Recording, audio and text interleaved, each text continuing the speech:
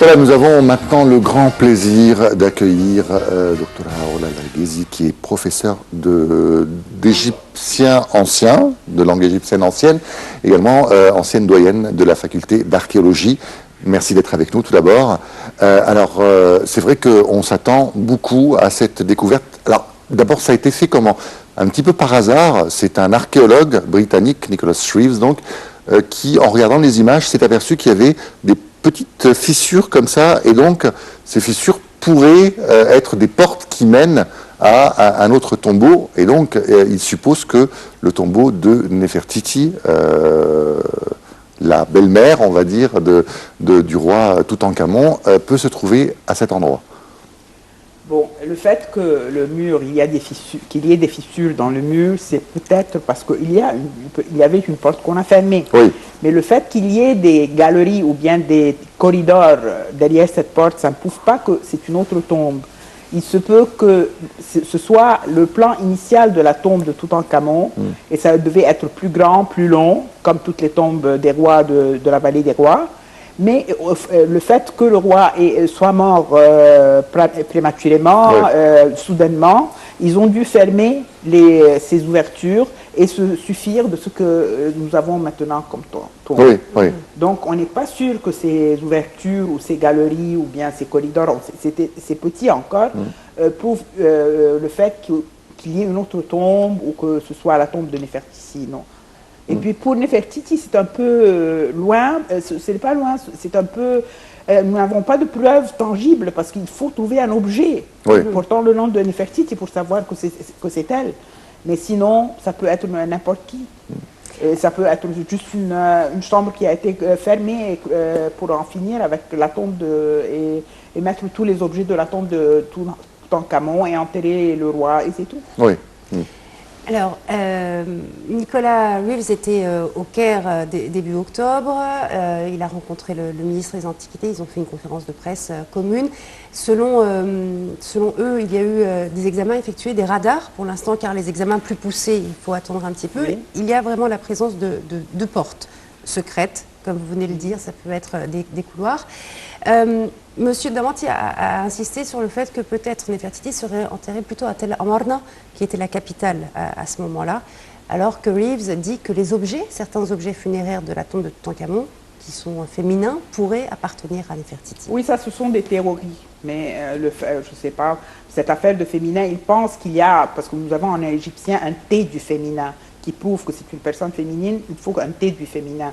Et que sur les objets de Toutankhamon et surtout les grands sanctuaires, qu'il y ait quelque chose qui prouve qu'il y avait un T féminin. Et il dit aussi que les traits de Toutankhamon sont des traits féminins et qu'ils ont changé ça en Toutankhamon. Et que la personne qui fait la cérémonie de l'ouverture de la bouche, qui se nomme Aïe, c'était Toutankhamon et puis on l'a... Tout ça, ce sont des théories, on ne peut pas assurer. Mais l'examen en GPS ou en... Tout ça, ça peut prouver qu'il y a quelque chose à l'arrière. Mais quoi?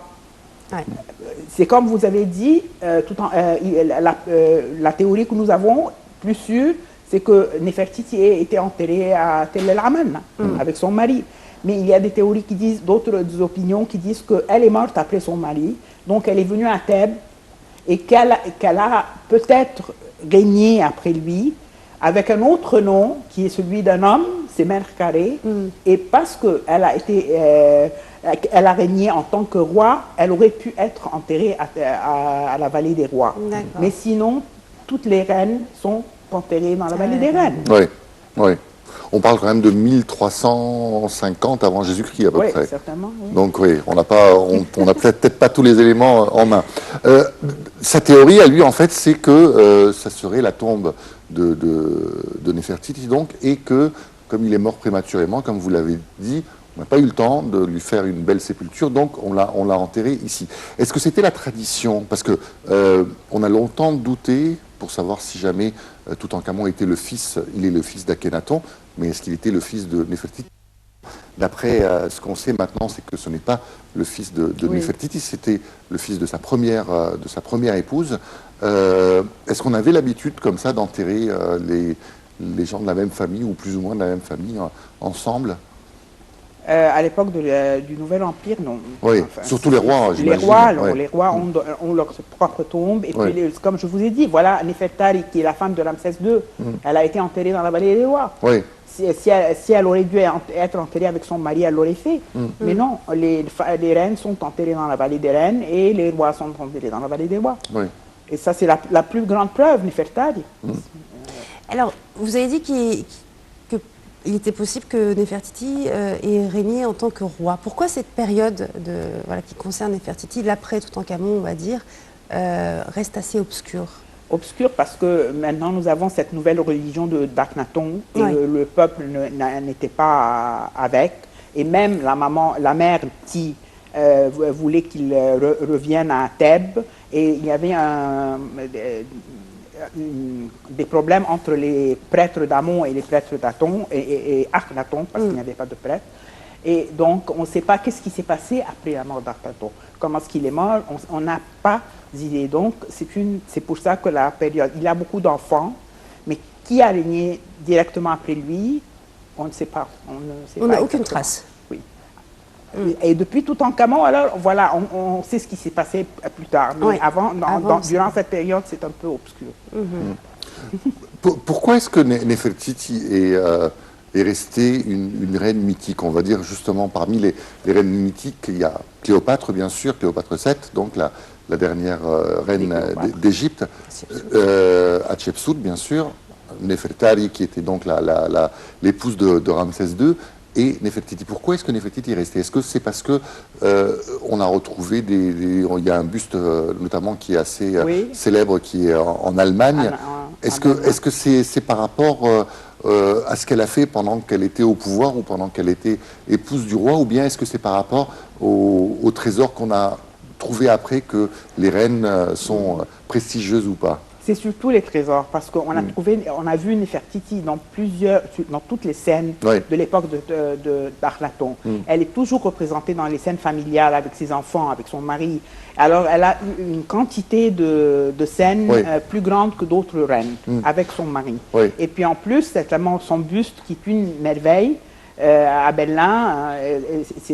Ça rend toutes les personnes vraiment intéressées et de savoir en plus sur cette reine. Oui, d'autant plus qu'au moment d'Akhenaton, si j'ai bien compris, il y a eu un retour. C'est vrai que les anciens Égyptiens étaient toujours représentés plus ou moins de la même manière. Au temps d'Akhenaton, c'est le seul roi qui était représenté avec ses défauts, avec une tête un petit peu différente des autres. Néfertiti, par contre, elle est toujours restée belle. Alors, est-ce qu'elle était vraiment belle ou bien est-ce que... Sur les scènes, elle est représentée comme son mari. Et toutes les personnes, les enfants, tous sont représentés de la même manière, avec la tête allongée, avec les traits un peu grossiers. Mais il y a plusieurs opinions toujours sur cette manière de représenter Akhenaton. On dit que la grande bouche, ça donne c'est la parole. La parole, le nez, c'est la respiration, c'est l'air qu'on donne. Et donc c'est comme si c'était le Dieu créateur. Et que le fait qu'il n'ait pas de sexe, ni féminin, ni masculin, c'est qu'il est un. C'est-à-dire qu'il est le un et une en même temps, parce que c'est le Dieu créateur. C'est pour ça qu'il a tous ces traits-là. D'autres disent que c'est une maladie. Et les hanches, c'est la fécondité. Alors, toujours plusieurs opinions. Mais je suppose que il faudrait penser plutôt à ce symbolisme, que c'est le Dieu créateur. C'est pour ça qu'il a été représenté comme ça. Et c'est pour ça que lorsque Néfertiti a été dans ses statues, elle est belle. Mais dans ses représentations et ses scènes avec lui, elle a tous les mêmes défauts. Et Akhenaton a une nouvelle théorie qui a changé beaucoup de choses dans l'art et dans la langue ancienne égyptienne. Il voulait que tout soit comme la réalité. Voilà, le réalisme. On va continuer de parler de cette période de l'histoire passionnante de l'Égypte. On va juste avant prendre un petit rappel de l'actualité en bref et on revient tout de suite après.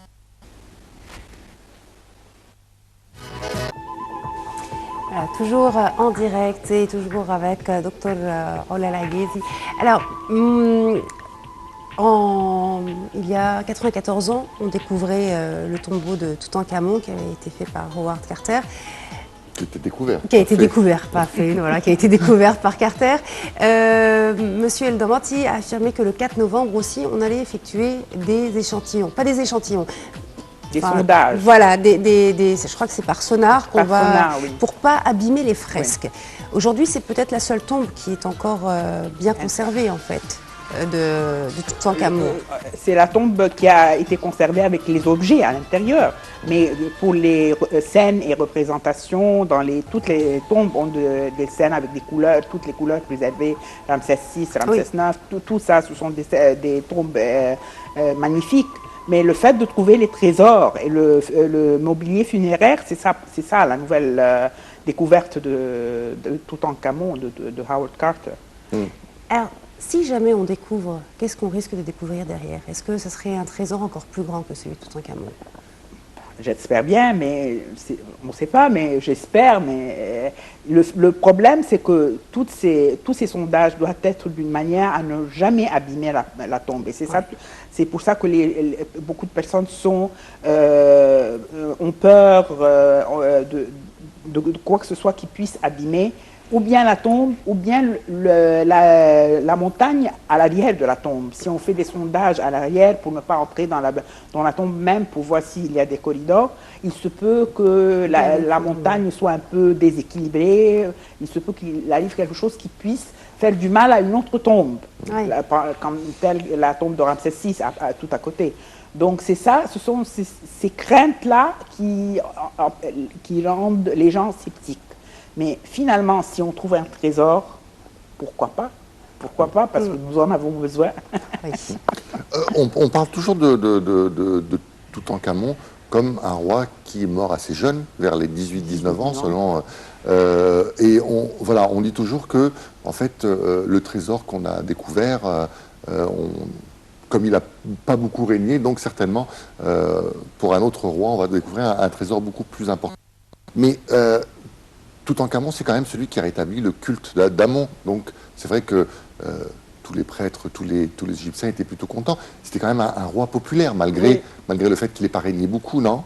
Oui, certainement. Oui. Le fait de reprendre la religion d'Amon, ça, c'était un événement très important pour eux, pour les prêtres d'Amon. Et c'était une guerre entre les prêtres et une guerre de religion, toujours.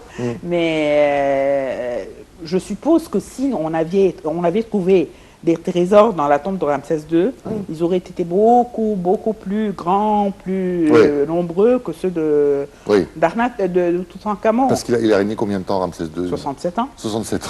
Ah oui, alors là, je pense qu'on aurait trouvé peut-être le triple, voire le quadruple. Exactement, avec tous les temples qu'il a en plein, dans toutes les régions de l'Égypte, de la Nubie jusqu'au Delta, on peut s'attendre à ce qu'il y ait un trésor formidable.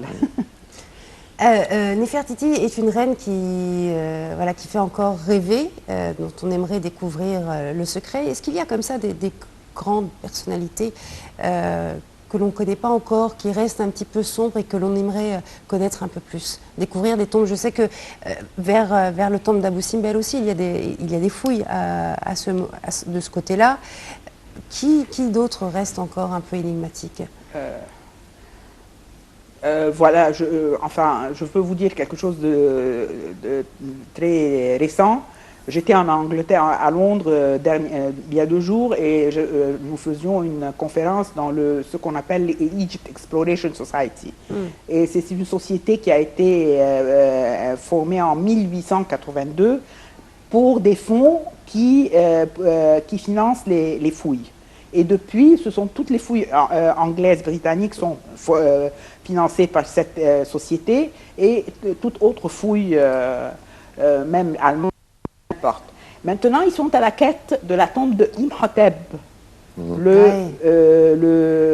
l'architecte de la pyramide de Saqqara. Et ils supposent que ça pourrait être au nord de la pyramide, dans une certaine région au nord de la pyramide.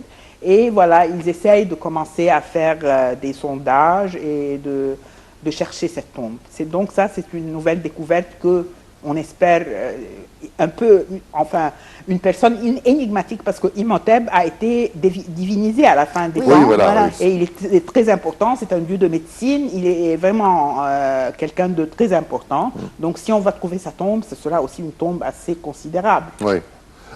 On dit que 70% des monuments sont sous terre encore en Égypte. C'est Il y toujours en a c'est toujours certainement, valable, il y en oui. a. On avait fait le NASA avait fait une photométrie, je ne sais pas comment on appelle ça, et ils avaient découvert qu'il y avait beaucoup encore de pyramides à découvrir, Ouais. et beaucoup d'autres monuments. Et moi, je fouille à Saqqara et je sais que où je vais fouiller, je vais trouver. Oui. Parce que c'est une région très, très riche. Mais comment ça se fait justement, puisque la NASA peut faire des photos comme ça et savoir, comment ça se fait qu'on n'est pas encore, enfin, on n'est pas encore arrivé, parce qu'on imagine que, là on parle de radar, etc., mais c'est vrai qu'il y a beaucoup d'archéologues qui sont, avec leur petit grattoir comme ça, c'est... Financement. Financement. Financement, oui. c'est Oui. une histoire de financement. Ah oui, dernièrement, la faculté de sciences nous avait offert de faire des sondages GPS, et ils ont l'outil, l'instrument, et ils veulent venir l'employer dans nos fouilles pour entraîner aussi, donner un entraînement à leurs jeunes collègues. Voilà, il y a certaines institutions égyptiennes qui commencent à avoir ces outils très, très avancés. Donc, j'espère que ça s'améliorera, mais les NASA, Ouais. c'est pas nous. Vous fouillez toujours à Saqqara. Oui. Quel est le sentiment que l'on a lorsqu'on trouve quelque chose? Merveilleux, je suis à terre, sur les Et qu'est-ce que l'on découvre? Quels sont les petits objets, par exemple? Est-ce que c'est des petits objets que l'on peut découvrir, ou voilà, Non, des galeries? il y a de tout. Il y a des petits objets, des petites statuettes ou chaptis. Les bleus. Les bleus, petits- là, il y en a de très nombreux. Il y a des fragments de statues. Il y a des fragments de murs, parce que toute cette région a été volée à un certain moment, et beaucoup de blocs sont partis dans les musées internationaux. Mais il y a aussi les murs avec de belles couleurs qu'on découvre tels qu'ils sont. Mais les objets dans le sable, certainement, voilà, c'est... Je ne sais pas comment vous expliquer le sentiment, c'est vraiment... Enfin, ça me... Oui, ça doit couper le souffle. Ça en me fait. coupe le souffle, Ouais. oui. Saqqara, le grand archéologue spécialiste de Saqqara, c'est Jean-Philippe Loher, quand même, qui est décédé il y a quelques années. Pourquoi est-ce que il y a toujours des directeurs de fouilles ou qui sont étrangers? Pourquoi est-ce qu'on n'a pas beaucoup d'Égyptiens? Ou peut-être qu'on en a, mais...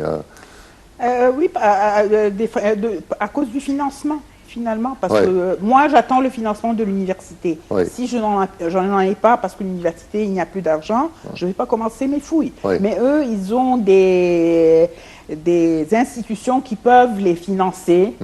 Ils ont des universités qui peuvent financer. Ils ont beaucoup plus comment dire, De moyens. moyens que Ouais. nous. C'est pour ça qu'il y a beaucoup de fouilles étrangères, mais tout de même, voilà, nous commençons à avoir des fouilles. Ma fouille est complètement égyptienne, Ouais. tout à fait égyptienne. Donc, si il y a de bons archéologues égyptiens, si nous avons les moyens, nous allons faire des fouilles. Oui. Mais les Européens aussi ont ils ont beaucoup plus de moyens, beaucoup plus d'outils modernes. Voilà, c'est comme ça. C'est comme ça. Alors, je sais que est-ce que vous voulez continuer? Il est 11h10, je sais que vous avez un cours. Donc, si vous voulez continuer la conversation, ou est-ce que vous devez... Comme nous, ça nous fait plaisir de vous accueillir, au contraire. Et, Ça dépend du programme.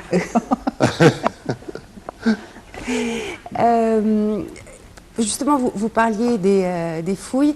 Il y a eu des fouilles qui ont été menées à Alexandrie pendant très longtemps, et puis l'exposition est actuellement à Paris. Je crois que ce sont les mystères d'Osiris. Quand c'est des fouilles comme ça qui sont faites par des missions étrangères, le droit d'exposer ces fouilles va de soi d'aller les exposer à l'étranger, ou est-ce que c'est en partenariat avec l'Égypte? Certainement. Maintenant, il n'y a plus de droit complètement à la fouille européenne étrangère. Non, il faut avoir l'autorisation du ministère. Il faut que ce soit. Dernière question, docteur, voilà, parce que je sais que vous avez un cours, comme vous nous l'avez dit. Aujourd'hui, on a l'impression que l'histoire de l'Égypte ancienne, de Nermer peut-être jusqu'à Cléopâtre, c'est une espèce de puzzle comme ça qu'on prend suivant les découvertes faites par les archéologues. Est-ce qu'il y a encore des périodes on parle de moins 4000, 5000 ans, jusqu'à moins 33, 32, je crois. Est-ce qu'il y a encore des périodes qui sont qu'on ne connaît absolument pas? On ne sait pas quelle... Non, je ne pense pas qu'il y ait des périodes qu'on ne connaît pas, qu'on ne connaît absolument pas. Mais il y a toujours quelque chose, parce qu'on dit tout le temps, c'est probable. Tout le temps on dit probable. On ne peut pas assurer quoi que ce soit. Mais il y a des interprétations de textes qui peuvent donner du nouveau. D'accord. C'est-à-dire que dans le temps, on faisait des analyses du texte tel qu'il est. Maintenant, on commence à s'approfondir, à voir ce qu'il y a à l'arrière de ce texte. Parce qu'il y a beaucoup de symbolisme dans l'ancienne Égypte et dans tous les textes. Alors, il faut un peu comprendre cette profondeur des textes. Alors... Bah écoutez, en tout cas, merci d'avoir accepté notre invitation. Et puis, qui sait si à partir du 4 novembre, parce que normalement c'est le 4 novembre qu'on doit recevoir le matériel qui vient du Japon pour pouvoir faire ces examens, on va peut-être découvrir quelque chose et on vous invitera pour que vous nous parliez de ce trésor de Nefertiti. Espérons le trouver. Voilà, on l'espère. En tout cas, merci beaucoup. Pas de quoi. Merci à vous. Merci.